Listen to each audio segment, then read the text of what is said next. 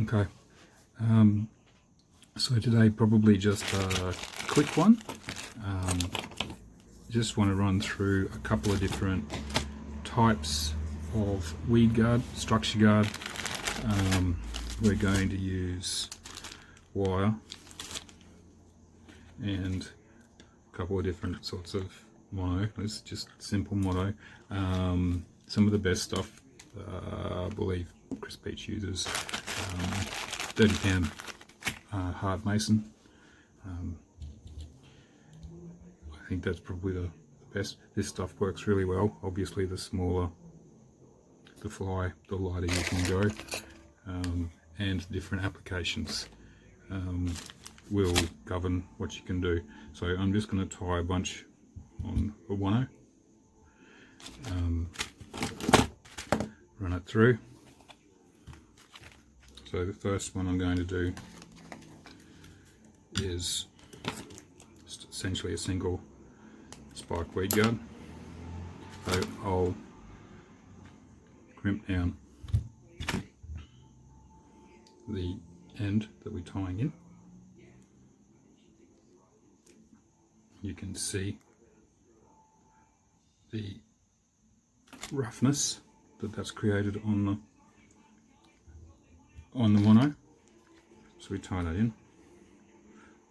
Generally speaking, I will tie in my weed guards prior to working. So I would usually use this sort of weed guard on, say, size 6, 4s, even 2s.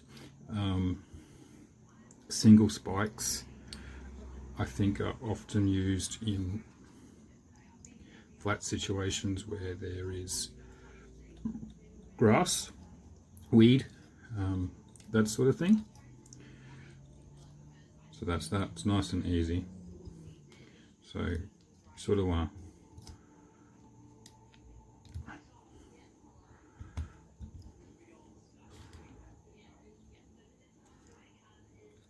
stand it up.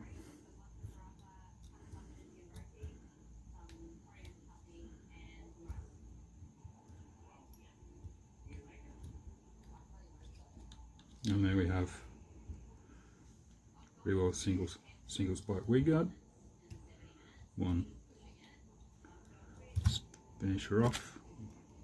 Then you can tie in your eyes, whatever. So you'll notice that when that goes through, you fish it nice and slow, and that should just work over the timber or push the weed aside.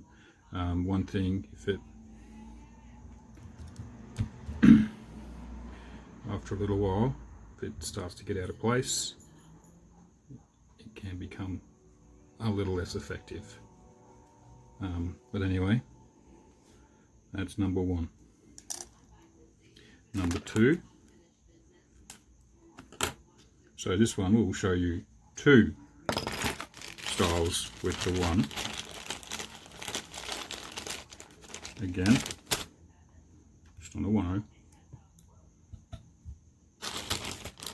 Start the fly like you're going to start it.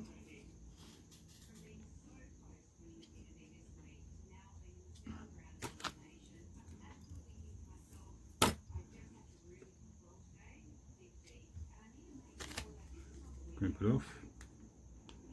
Crimp off one end.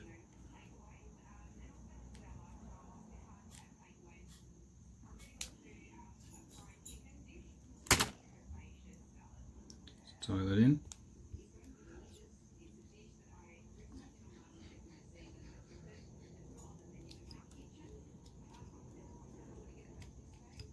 So this one, initially I will show you the double.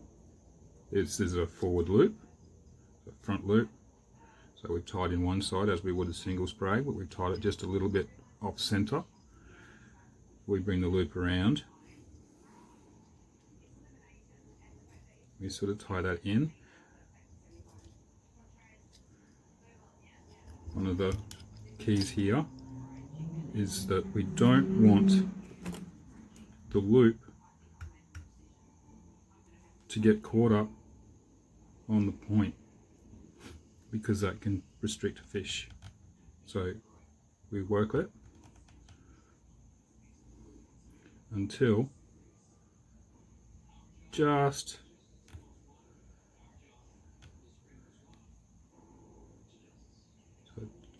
misses the hook point, and then through.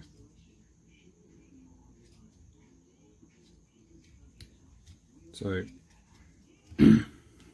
that's sort of like about this one. Try and stand it up again, tie it off.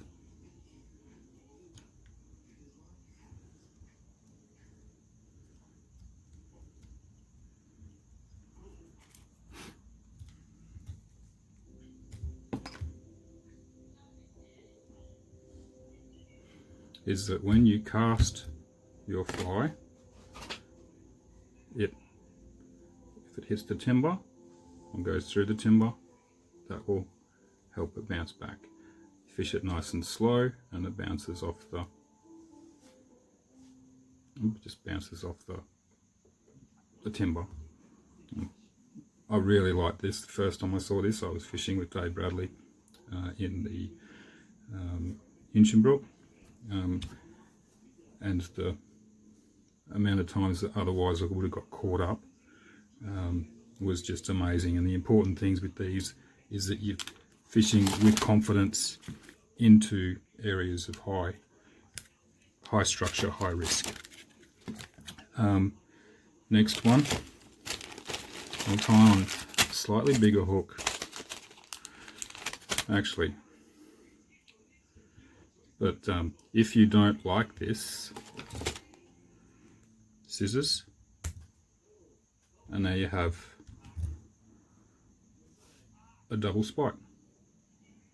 Does the same thing, except I don't like this because timber can go straight through and get caught on the hook point. Okay, so third style. This is one I sometimes have trouble with. Tie this one on at 2/0, just a slightly larger hook. So this one would be something that I would probably fish in lily pads or billabongs, somewhere there was a lot of surface weed that you don't want to get caught up.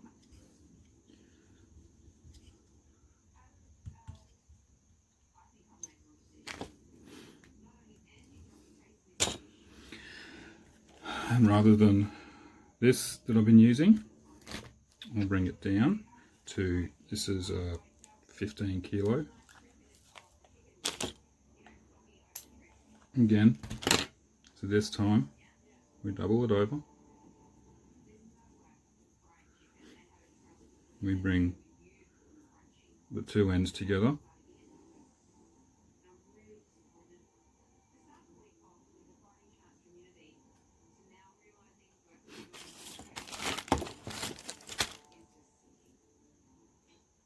Put it down. Okay.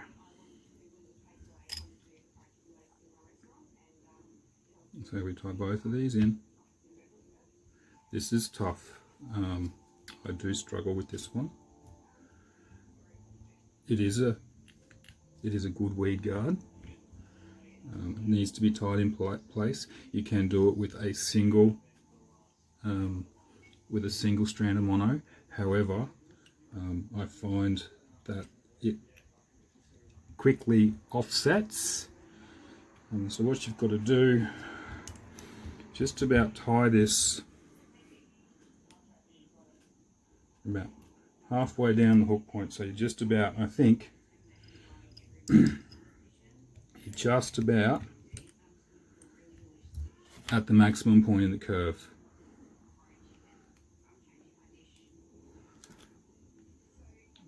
Then you might want to just do a couple of figure eights just to separate it.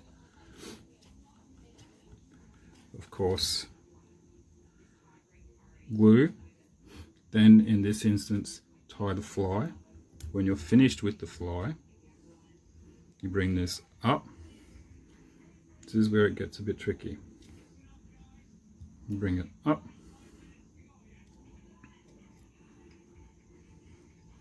Actually, tie this off.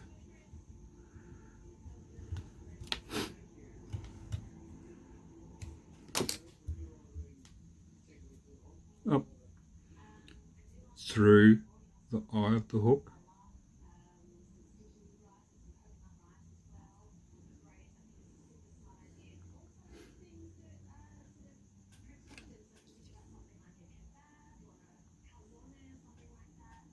And so with this one, you don't want too much of a loop, but you do need to be careful that you've got sufficient loop. So you do need a couple of wraps just to start. You can see that it's a bit weird.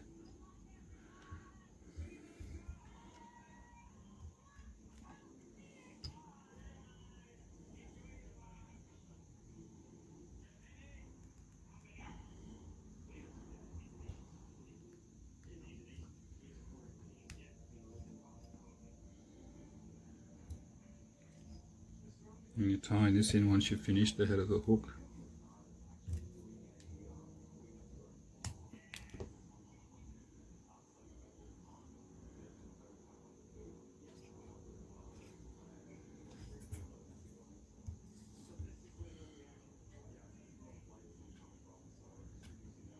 Tie her off. Now if we've done this right, take that out.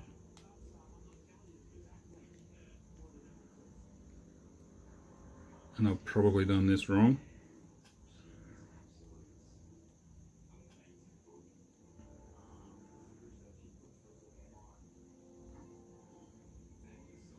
Which you've got. And yeah, when you've done this right, you can ride through the weeds, just gently. I'm not a fan of this one, I don't do it well. So, but it does work. People like it.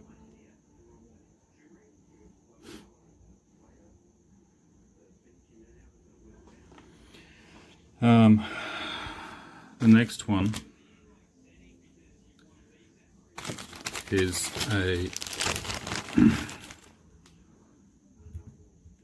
similar sort of a thing. So in this instance though, for the mono, where we have to imagine we're in the field, we decide we need snag proof fly, we haven't got anything, so we grab some leader, some 45-pound mono, we bend it over, double it over, yeah.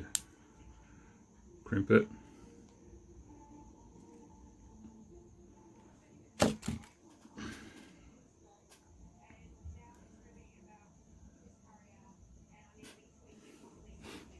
now hit it with some, in this instance I'm going to hit it with raise up because it's quicker.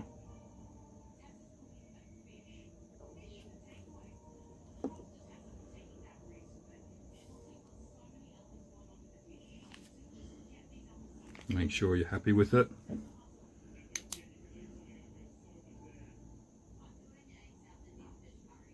The beauty is with this one, and you use some little super glue, or if you carry some UV glue around with you in the boat or whatever, and then that's stuck, it's in place, and you're ready to fish. So the last one I'm going to show you is another one that I'm not a really big fan of. It does seem to be very popular in the States, and that is using wire. So in this case I'm using 40-pound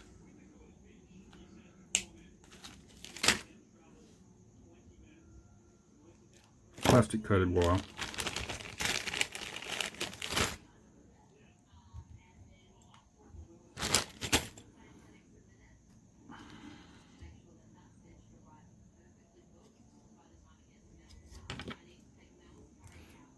Now with this style with wire, you can also make these.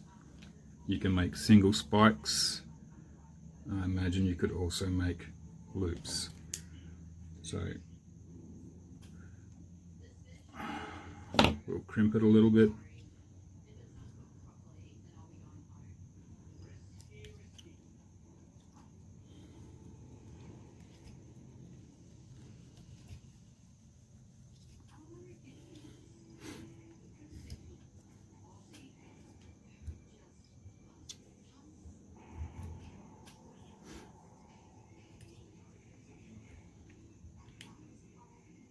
So I'm trying to lock it in place to an extent. We finish.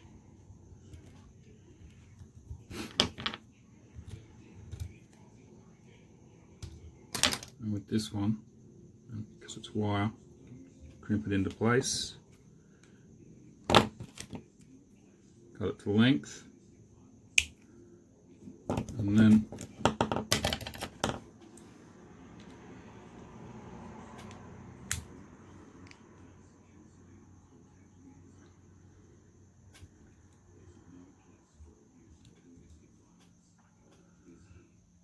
bend it over like that, and you've got another weed guard. Well, there you have it. A bunch of different weed guards, all did. I do apologise for this one. It's not one I tie very often. Thanks for watching.